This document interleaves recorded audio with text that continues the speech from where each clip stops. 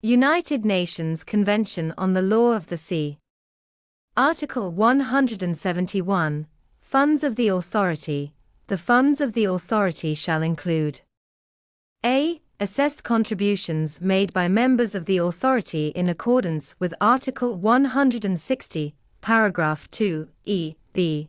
Funds received by the Authority pursuant to Annex III, Article 13, in connection with activities in the area. c. Funds transferred from the enterprise in accordance with Annex IV, Article 10.